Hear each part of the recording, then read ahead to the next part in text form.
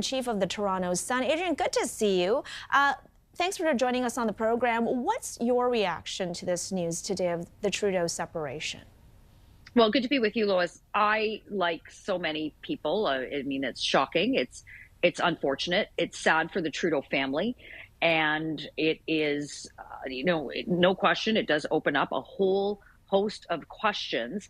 But I think it's important to remember that what was said in the statement that Sophie Trudeau and Prime Minister Trudeau both simultaneously posted on Instagram, mirror statements, that they had a very important line in there about wanting their privacy. And I think for the most part, Canadians, we're pretty kind people, and we're very generous people with our thoughts and our prayers and the like. Justin Trudeau stirs up a lot of very polarizing feelings for Canadians. There's no question about that. But let's remember that the three children and Sophie Gregoire are not elected. There are plenty of things that we can take issue with the Trudeau government on in terms of their policy. But today is not necessarily that day, and maybe tomorrow won't be that day.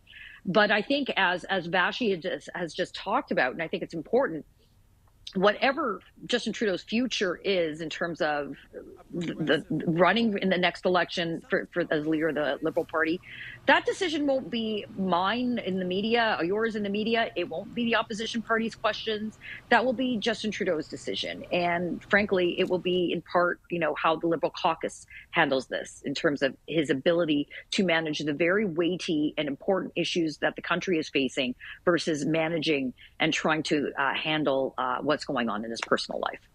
And I do want to ask you your thoughts on the timing of this announcement as well. They were saying in the statement this came after long, difficult discussions. So something that, of course, it appears they were thinking about a lot. They were discussing and mulling over a lot. But this does come after a major cabinet shuffle. We have, of course, seen other political leaders out speaking in public with their spouses. There is a lot of pressure on the Prime Minister at this point. What do you make of the timing of this announcement? Well, it's a great question. I'm not sure what we can make of the timing, quite frankly. If you think about this a bit crassly, normally when you have negative news or bad news, it's sort of put out there on a Friday afternoon, so there's not much coverage to it, for example. But obviously, Lois, something led to this being on a mid-Wednesday, early in the afternoon. There is some circumstance that probably led to this point. I just don't know if we're actually ever going to know what that circumstance is. And maybe, frankly, we don't have a right to know what that is. But that said, rumors have been swirling around Ottawa for a very, very long time. And for anyone in and around the Ottawa bubble, shall we say, some would say this is one of the worst kept secrets. But that said, this is certainly a very difficult time for them. And again, it's easy to try to score some political points off of one's personal life, but that is not the time. And so I just think that we can speculate as much as we want about the timing. Is there ever really a good time for something like this? I think the answer is no. But something has precipitated this. It's just difficult to say what that sort of final moment was where they finally had to come out, the both of them, and confirm what many had already suspected. Adrienne, you spoke about the kindness of Canadians earlier in the response to this news. It's not good news for anyone to hear of relationships breaking up. Do you think, though, politically we will see some fallout or implications from this? Do you think that we might even hear from the opposition on this? I think we will hear from the opposition, but what I suspect you're going to hear are, offering best wishes, offering, there's so many opportunities to have supports when families are going through this.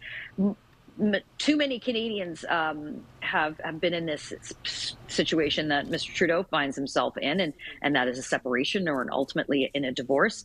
So there's a lot of people that can relate to what he is going through, but most Canadians don't have to do that with a camera and in front of their face all the time. So I think that the opposition parties do have to find that fine line between being sympathetic, but of course, at the end of the day, their job is to hold this government accountable for the actions that they're taking on behalf of Canadians.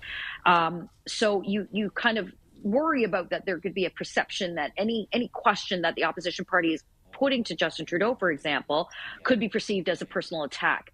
And I hope that that's not the circumstance, and I hope the Liberals don't put it in that context. Mr. Poilievre still has a very important job to do as leader of the opposition, and the government is tumultuous right now. They came just off the heels, as you mentioned, of a hasty cabinet shuffle that really didn't change much in terms of the direction of this government, to be clear. And we're seeing very strong public opinion polling that Canadians are tired of the Trudeau government. So you have all of these things swirling around, and then on top of that, now the Prime Minister's personal life, which is should for him be front and center.